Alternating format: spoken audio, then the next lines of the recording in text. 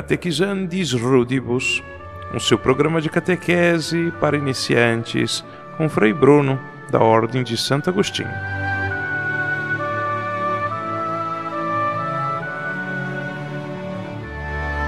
Muito bem, Deus abençoe você. Esse é o episódio número 15 do nosso Catequizandis Rudibus, nosso programa de catequese para iniciantes.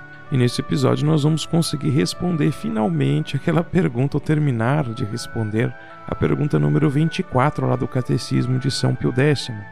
A pergunta é: por que nós dizemos que Deus é Pai? E a gente ficou enroscado aqui para responder essa pergunta porque a primeira parte da resposta diz: Deus é Pai por natureza da segunda pessoa da Santíssima Trindade, isso é, do Filho por Ele gerado. E aí, para poder explicar isso daqui, para poder falar da Santíssima Trindade, a gente tinha que falar primeiro da revelação. Então nós já aprendemos nos episódios anteriores que Deus deseja revelar-se aos homens e que a revelação ela começa com a criação do mundo. A criação já é o primeiro ato da revelação de Deus contando quem Ele é. E é por isso que Deus se revela em tudo aquilo que foi criado, em todas as criaturas, todas elas falam de Deus. A gente falou que Deus fez aliança com os homens desde o início, desde Adão e Eva, de Noé, de Abraão, de Isaac, de Jacó. Depois Deus escolheu um povo, escolheu nesse povo profetas, sacerdotes, reis, tudo para preparar o ponto culminante, o ponto mais alto, mais importante da sua revelação, que é falar com os homens através de Jesus Cristo, o Verbo encarnado. O Verbo encarnado, a palavra encarnada, como vocês conseguirem entender melhor. A gente tinha que chegar nesse ponto para poder explicar para vocês que nós só sabemos da existência da Santíssima Trindade, ou melhor dito, na existência de Deus como Trindade Santa, porque Jesus nos contou. É Ele que nos revela que Deus é três. É Jesus que nos conta que existe um Pai. É Jesus que nos fala do Espírito Santo. E é Jesus que se apresenta como sendo o Filho desse Pai. E a gente tem que lembrar aqui que o Criador, que Deus, é o ser por excelência. Ele é o onipotente. Ele é o grandioso. Então agora a gente tem que pensar no homem procurando conhecer Deus. Mas vamos dar um passo menor. Pensa no homem tentando conhecer uma florzinha que tem no seu jardim. Todas as propriedades dessa florzinha. A florzinha é composta de várias partes menores.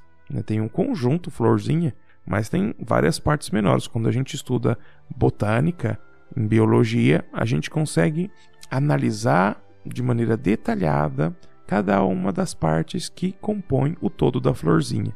E cada uma delas tem um nome. Eu sei que você já imaginou aí que por mais que uma pessoa estude muito uma florzinha, é difícil ela conhecer tudo aquilo que é uma florzinha, ou tudo que é aquela florzinha que ela está estudando.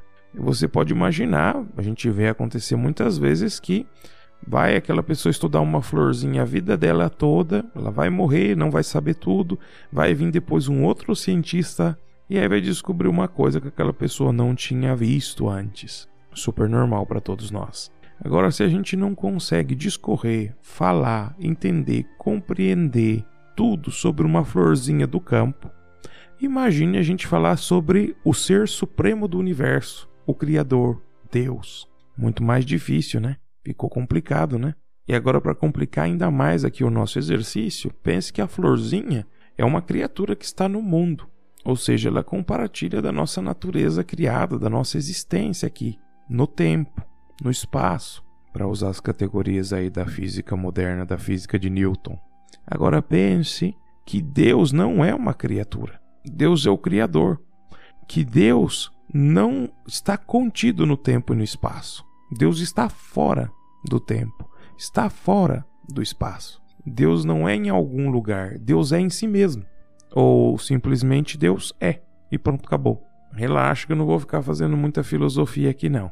Eu só quero que você entenda que é muito difícil a gente falar sobre Deus. Eu quero que você entenda que não é impossível falar sobre Deus, porque senão a gente vai poder cair lá no erro daquelas pessoas que se dizem agnósticas. Gnose significa conhecimento. O agnóstico é aquele que afirma: a gente não pode conhecer Deus. Então eu não digo nem que existe, nem que não existe. Eu não sei. Suspendo o juízo. Sou agnóstico. Não sei se Deus existe, não sei se não existe. Então tem pessoas que se posicionam assim. Agora vocês me desculpem. A gente vai voltar lá nos nossos episódios anteriores e lembrar das pistas, das evidências, das provas da existência de Deus. Você vê o rastro do trator que passou no seu quintal, não dá para você pegar e falar assim: não sei se existe trator. A gente já conversou sobre isso aqui. A gente não consegue dizer a marca, não consegue dizer a cor, não consegue dizer se é velho ou se é novo. Mas chegar e falar: eu não sei se existe trator, vendo o rastro que ele deixou no quintal, é um pouco de desonestidade até, né? É como não ser sincero consigo mesmo. Então, olhar para o mundo, olhar para todas as coisas criadas, para a lógica, para tudo isso, e falar: não sei se existe uma inteligência por trás de tudo isso, aí já é um pouco de desonestidade, no mesmo grau. Então vamos fazer um resumo aqui. Através da inteligência e da razão natural, nós podemos conhecer algumas coisas de Deus, mas ainda vai faltar muita coisa para conhecer. E aí vem a revelação sobrenatural. Deus começa a intervenir na história. Então ele vai falar com Adão e com Eva, ele vai falar com Noé, ele vai falar com Moisés, ele vai falar com Abraão, com Isaac, com Jacó, obviamente de um modo ainda velado. Deus entra na história, mas Deus é uma voz que essas pessoas escutam.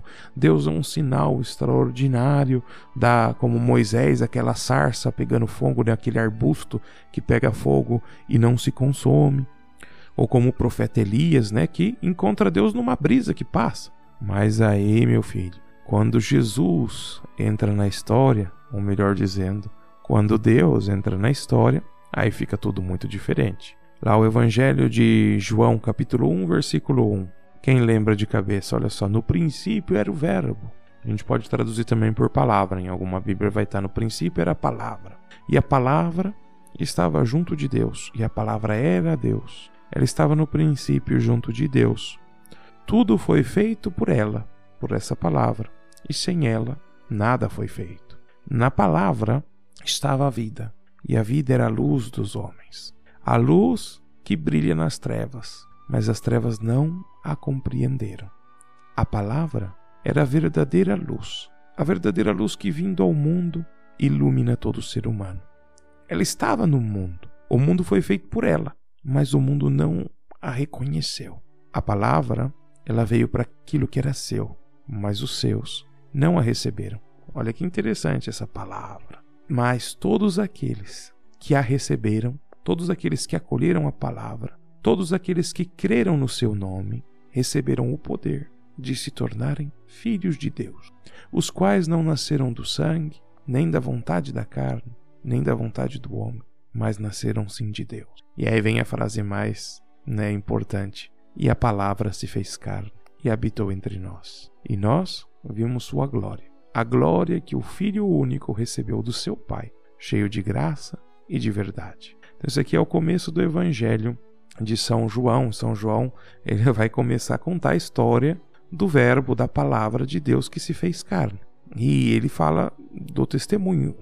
Eu vou contar aquilo que eu vi com os meus olhos. Mas aqui fica muito claro que essa palavra que se fez carne é nosso Senhor Jesus Cristo. E nosso Senhor Jesus Cristo veio para nos contar muitas coisas sobre Deus. E entre tantos mistérios que nosso Senhor Jesus Cristo nos conta sobre Deus, está o mistério da Santíssima Trindade. Ou seja, se nosso Senhor Jesus Cristo não nos conta sobre a Santíssima Trindade, nós não temos como saber. Porque até agora o que nós sabemos é que existe um Deus e que Ele é único, e que não existe um outro Deus além desse. E o modo como nosso Senhor Jesus Cristo escolheu falar do mistério da Santíssima Trindade foi justamente usando essa categoria de Pai, de Filho e de Espírito Santo. O modo, a pedagogia, é a pedagogia do próprio Jesus. Jesus até vai inaugurar uma coisa nova: como nós devemos nos relacionar com Deus. É Jesus que inaugura isso, um novo relacionamento com Deus. E nós vamos nos relacionar com Deus Trindade, no Espírito Santo, por meio do Filho, nós nos voltamos ao Pai. Mas isso é assunto lá para frente. Aqui a gente só está interessado em deixar claro que em Deus existe um Pai, existe um Filho e existe um Espírito Santo. Como Deus está na eternidade, Deus, para ficar bem claro para a gente, fácil da gente entender, Deus não muda. Sempre existiu um Pai. E não existe Pai sem Filho. Ou seja, Deus ele não começa a ser Pai quando o Verbo se faz carne e nasce Jesus. Não foi lá na noite de Natal que Deus começou a ser Pai. Ele é Pai desde sempre. E Jesus também não começou só a ser Filho quando ele se encarna no seio de Maria Santíssima. Ele é Filho desde toda a eternidade. Não houve nem só um instante em que o Pai não foi sempre Pai e o Filho não foi sempre Filho. E é por isso que tem uma outra devoção que é muito famosa no Brasil, que eu vou falar, vocês vão conhecer, vão entender, que é a devoção ao Pai Eterno. Então, o Pai, ele é eterno, eternamente Pai. Não teve nenhum só instante que ele não foi Pai. Ele sempre foi Pai. Ele é o Pai eterno. E o Filho também, obviamente, é o Filho eterno. Então, o modo como Jesus é Filho de Deus é único. É uma analogia, mas ela foi escolhida por Jesus para explicar o relacionamento do Verbo com o Pai. Até que a gente não tem um outro modo de falar do Pai, dessa pessoa da Santíssima Trindade ou da Trindade, sem usar as categorias que escolheu Jesus. Então a gente vai ficar com aquilo que Jesus ensinou. Jesus veio e ensinou que existe um Pai, que ele é o Filho e que tem um Espírito Santo. E a gente vai aprofundar mais sobre essa história no nosso próximo episódio. Só vou fazer um resumo antes de terminar, porque a nossa conversa vai ficando cada vez mais complexa e ela vai crescendo, né? Então, a pergunta pergunta número 24 do Catecismo: por que nós dizemos que Deus é Pai? A resposta é, primeiro, porque Deus é Pai da segunda pessoa da Santíssima Trindade, porque Deus é o Pai eterno. Por natureza, em Deus, ele é Pai da segunda pessoa, que é o Filho.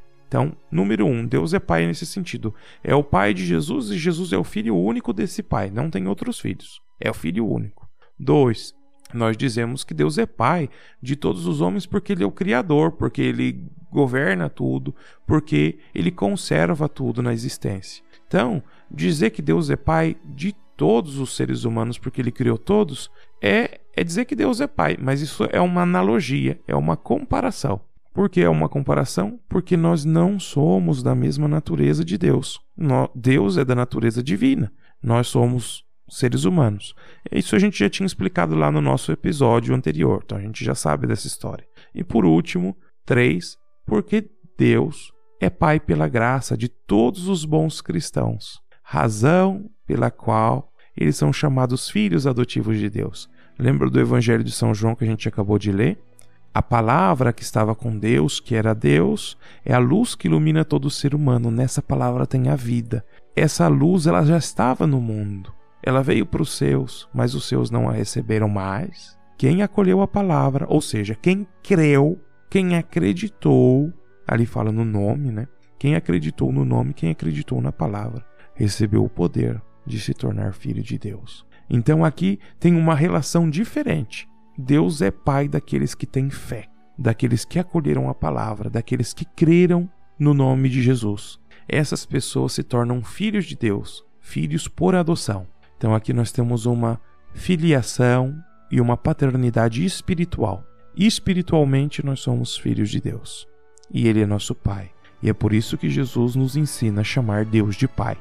E nós que recebemos essa fé, que cremos no nome de Jesus, chamamos Deus de Pai, justamente por isso. Então, se bem Jesus é o Filho único de Deus, Deus também é nosso Pai, porque nós nos fazemos filhos adotivos quando recebemos o dom da fé, quando somos batizados e quando, portanto, colocamos em prática tudo aquilo que Jesus nos ensinou.